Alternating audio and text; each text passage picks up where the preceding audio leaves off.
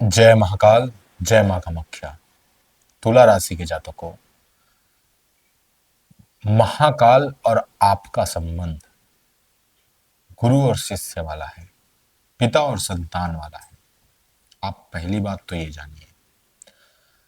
हम 5 बिंदुओं पर बात करेंगे महाकाल और आपके संबंध के बारे में। इस सावन में आपको इसे जरूर सुनना चाहिए। तुला राशि के जातकों, जो पहली बिंदु है वो है महाकाल का मंत्र। अगर आप भगवान महाकाल के दरबार जा रहे हैं, कभी उज्जैन नगरी जा रहे हैं, तो इस मंत्र को ध्यान में रखिएगा। ओम महाकालाय नमः। बड़ा सरल, सटीक, सुंदर। ओम महाकालाय नमः। महाकाल के एक मंदिर के किसी कोने में बैठ करके 108 बार इस मंत्र को कह करके ही आइएगा। भगवान का पूजा करे तो कैसे करे, इस विधि को भी जानिएगा। बड़े ध्यान से सुनिएगा ये विधि। पहला तो आप जल चढ़ाएंगे, पहली बात। दूसरा, आप भगवान को फूल चढ़ाएंगे, ये बात। तीसरी बात, आप बेल पत्र भी चढ़ाएंगे, पत्र, ये बात। चौथी बात, आप जो है अखंड चावल चढ़ाएंगे। पांचवी बात याद रखना, प्रणाम। हमारे शास्त्रों में 3 प्रकार की विधि है। पांचवा पंचोपचार जिसे कहा जाता है, दसोपचार जो 10 प्रकार के सामग्री से पूजा होता है, और षोडशोपचार जो 16 प्रकार की सामग्री से पूजा होता है। ठीक है, जिसमें सामग्री भी क्या आती है, प्रणाम करना भी एक प्रकार का सामग्री आ जाता है, आरती करना भी एक प्रकार का सामग्री है। तो वैसे ही मैंने आपको कहा पंचोपचार, आप प्रणाम कीजिएगा अर्थात खुद को समर्पण कीजिएगा। ज्योतिष शास्त्र में भगवान शंकर को केतु का कारक माना गया है, केतु को कंट्रोल करने वाला कहा गया है। अगर आप भगवान शिव के सामने जाकर के खुद को समर्पण कर देते हैं तो सब कुछ पा जाते हैं। इसलिए शिव को समर्पण करना, स्वयं को मत भूलना, सब भूल जाना, इसे मत भूलना। ये रही पहली पॉइंट। अब दूसरा पॉइंट जो है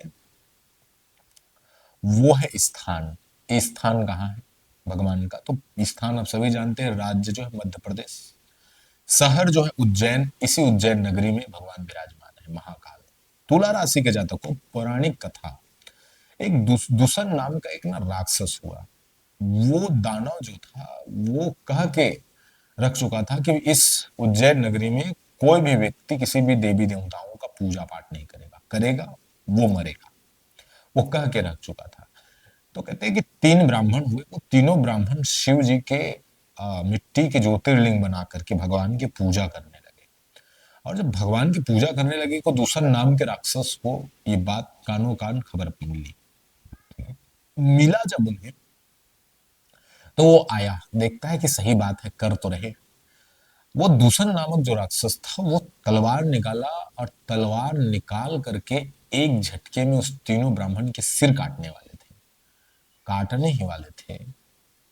उस मिट्टी के शिवलिंग से एक बड़ा भयानक जटा बिखरा हुआ, आंख लाल लाल और 8 हाथों वाला, सब में अस्त्र शस्त्र लिया हुआ प्रकट हुआ, मृग के छाल को पहना हुआ।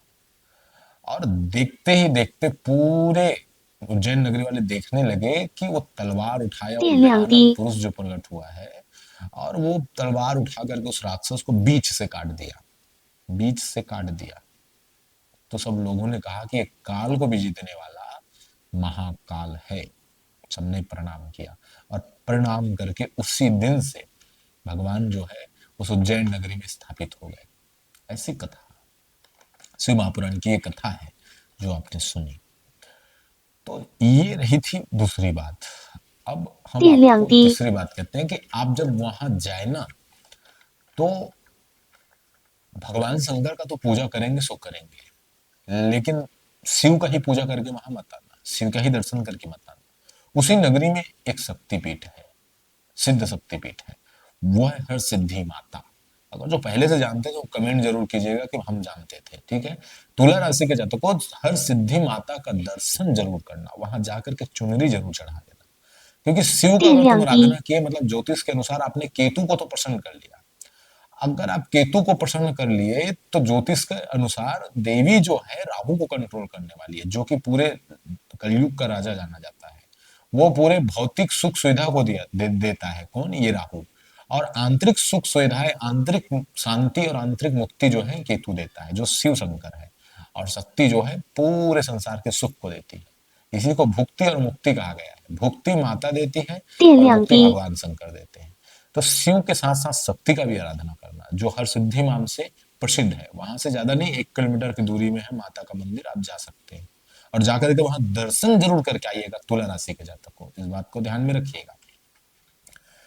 अब हम चौथे पॉइंट पर बात करेंगे जो बहुत महत्वपूर्ण पॉइंट है। आप सभी जानते हैं तुला राशि के जातक को आपके राशि में 3 नक्षत्र होते हैं। ये 3 नक्षत्र अलग अलग जातक होते हैं। तो जो जो नक्षत्र अपने जानते थे वो कमेंट जरूर कीजिएगा, हम पहले से जानते थे, ठीक है, या जानते हो वो कमेंट जरूर कीजिएगा। मुझे आनंद आता है जब आप कमेंट करते हैं कि हम पहले से जानते थे, मुझे व्यक्तिगत अच्छा लगता है। तो सबसे जो पहला नक्षत्र है वो है आपका चित्रा। तुला राशि वालों का चित्रा पहला नक्षत्र है। इन्हें क्या दान करना चाहिए? जब आप महाकाल के दरबार में जाए तो क्या दान आपको करना चाहिए, इसे हम बता रहे हैं, ठीक है। तो आपको दान में जो है तांबे का पात्र देना चाहिए। तांबे का लोटा है, तांबे की कटोरी है, तांबे की कुछ थाली है, आप दान कर सकते हैं। वहां मंदिर में दान कर सकते हैं, मंदिर में नहीं सही, मंदिर में तो बहुत दान करते हैं, आप कहीं गरीब, कहीं साधु, कहीं संतों को दान कर सकते हैं, ठीक है। आप जो है लाल फल दान कर सकते हैं। लाल फल में अनार जैसा आ सकता है, वो लोगों को दान कर सकते हैं। मंदिर में तुम्हारा चढ़ावा तो जाएगा सो जाएगा, लेकिन गरीबों को वहां दान कीजिए जो जरूरतमंद है उनको। लाल वस्त्र जो है आप दान कर सकते हैं, वहां के साधु संत अघोरियों ऐसे लोगों को दान कीजिए, ठीक है। स्वाति नक्षत्र, दूसरा नक्षत्र जो है स्वाति नक्षत्र वाले जातक, बड़े ध्यान से सुनिएगा। आप जो है नारियल दान करेंगे, मंदिर में नारियल चढ़ाइएगा और दान कर सकते हैं अन्य लोगों को भी।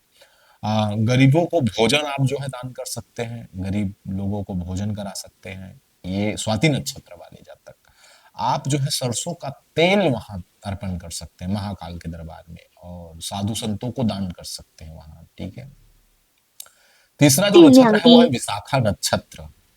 तुला राशि के जातकों जो विशाखा नक्षत्र वाले हैं वो केला जरूर भगवान में अर्पण कीजिए, और साधु संत गरीब जनों को वहां केला जरूर बांटिए, ठीक है, यथाशक्ति भाव से, जितना आपकी शक्ति है उस ढंग से दीजिएगा।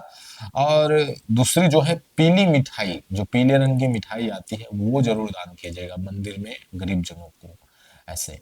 और पीला वस्त्र मंदिर में आप बेशक दान कर सकते हैं, इसमें कोई जानने पूछने वाली बात नहीं है। ये थे तीनों नक्षत्र वालों का वहां भगवान जो आपके इष्ट ज्योतिर्लिंग है उसके पास जाकर के दान करने की विधि, पूजा और मंत्र विधि और पौराणिक कथा और वहां का सिद्ध शक्तिपीठ के बारे में हमने आपको बताया। अब 5वें पॉइंट पर बात करेंगे। 5वां पॉइंट ये है, वो हम खुद हैं, ठीक है। हम खुद इसलिए है कि अगर आपको कहीं ज्योतिष का विश्लेषण कराना हो, अगर आपको किसी भी प्रकार का आप जो है अपॉइंटमेंट लेना चाहते हैं, तो यहाँ व्हाट्सएप नंबर है, आप व्हाट्सएप कर सकते हैं, पहले मैसेज करेंगे। और ये पेड है ना, यहाँ आपको दक्षिणा देना पड़ेगा, मुफ्त तो नहीं है, आपको दक्षिणा देना पड़ेगा। और अगर आप तंत्र का भी परामर्श है, जैसे तंत्र के नाम से लोग बहुत कंफ्यूज में रहते हैं कि यार ये होती भी है कि नहीं, सर मेरे को लगा भी है कि नहीं, ये सारी चीजें को लेकर के लोग परेशान रहते हैं।